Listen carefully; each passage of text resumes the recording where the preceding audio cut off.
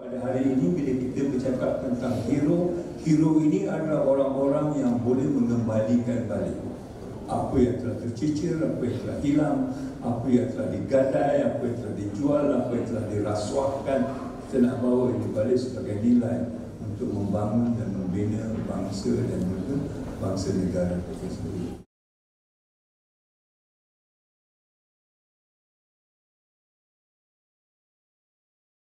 Bila bercakap tentang hero, inilah maksudnya. Dan kita menggunakan misalnya keluarga Hasno sebagai contoh-contoh, tetapi sudah tentu kita ada keluarga-keluarga kita.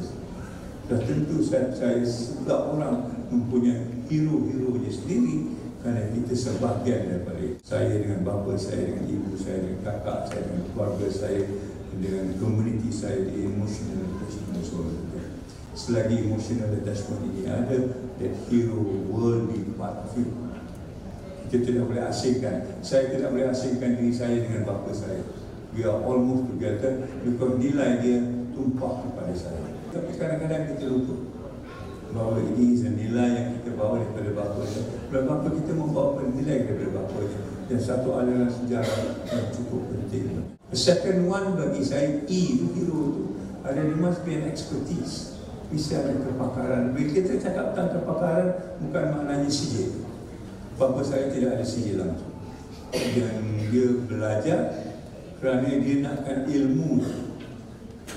Ada sijil, tak ada sijil, nombor dua. Sekarang ini kita belajar kerana apa? Kita nak sijil. Kalau tidak ada sijil, kita akan belajar. 9 orang sekarang ini kita tidak boleh bayangkan ya, keluarga ada 9 orang, 10 orang dan semuanya menjadi manusia. Sekarang ini ada 2 orang, 3 orang pun tak tahu lagi yang jadi manusia atau tidak. Ini sebenarnya ada di antara perkara yang saya merasakan penting untuk kita bawa balik kepada universiti ini. Kebanyakan daripada universiti kita adalah universiti pinjam-pinjaman. Yang saya maksudkan pinjam-pinjaman ini kita tiru daripada universiti-universiti yang lain dan kita gairah dengan kemudahan universiti itu dan kita cuba nak menjadi universiti itu, dan dalam hal itu kita cicirkan banyak benda-benda yang sekarang ini Hasno cuba bawa balik. Ini saya rasa penting bagi persembahan hari ini. Persembahan hari ini bukan berkenaan dengan keluarga Hasno saja, tapi dengan nilai yang dibawa oleh keluarga kita yang sudah banyak kita tinggalkan, khususnya dalam zaman teknologi yang ada sekarang ini. Universiti ini memberi satu makna yang lain kepada saya, kerana apabila saya menjejak kaki di sini, hanya bidang sains saya itu hanya 70%. 30% lagi adalah bidang-bidang sastra, bidang-bidang bukan sains. Dan ini memperkayakan kefahaman saya tentang apa itu sains. Sebab itu di universiti ini kita kata dalam sains ada sastra, dalam sastra ada sains.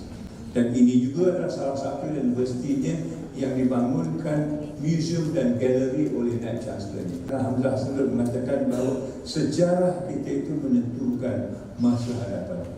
Tidak ada sejarah kita tidak akan ada masa hadapan. Yang ini yang kita lihat sekarang ini, kita terkiar-kiar mencari masa hadapan kerana sejarah kita tidak lagi mengakari kita. Ini dia perkara-perkara yang universiti perlu selesaikan. Bukan ikut saja ranking nombor 1 kita pun nombor 1. Kita tidak mahu apa-apa acuan kita ikut hanya kerana kita terpaksa ikut, tetapi kita cuba mengatur universiti ini sendiri dalam nilai, budaya, konteks dan sejarah ini sendiri. Artificial intelligence ini sekarang ini ramai di antara kita sudah pun bagi saya tergadai dalam cara kita menangani AI. Kita ada juga AI, tapi AI kita sebagai authentic intelligence, iaitu fitrah kita sendiri, nilai kita sendiri yang kita telah asaskan. Bapa saya tahu macam mana boleh dikaitkan di antara agama dengan sains, saya tahu. Tapi dia tidak ada sijil, dia tidak ada kepakaran, dia tidak ada doktor, dia tidak ada profesor emeritus. Ini dipanggil sebagai expertise ataupun kepakaran yang ada kepada mereka. Sebab itu bagi kita sekarang ini kita terpaksa balik kepada masyarakat. Di pangkuan masyarakatlah hikmah itu ada. di pangkuan masyarakat lah benda-benda itu masih hidup. Bukan dalam universiti sudah kering, kuntang dalam hal-hal ini. Tidak ada lagi hikmah di universiti ini, hanya ilmu. Hikmahnya masih di luar dan kita terpaksa mencari dan menggabungkan semula. Yang ini kita cuba buat. Seorang jemaah datang menjumpa saya mengatakan, Tan Sri, universiti ini sudah ada di sini 35 tahun. Universiti itu ditubuhkan tahun 1983. Universiti ini sudah ada di sini 35 tahun. Soalannya kepada saya, kami dapat apa? Cuma tanya diri saudara sendirilah. Universiti ini dah ada 50 tahun di sini. Orang kampung bertanya, kami dapat apa? What do I get from this university? Mungkinlah dia terkenal di seluruh dunia dengan publication-nya. Apa orang kampung ini dapat? Saya nak menjawabnya, saya tak boleh. Kebetulan saya baru seminggu bekerja. Saya kata, maaflah, saya baru masuk kerja seminggu. Saya tak ada jawapan. Tapi azam saya pada ketika itu, selepas saya keluar daripada universiti ini 6 tahun, saya akan tunjukkan apa yang kita telah berikan kepada masyarakat.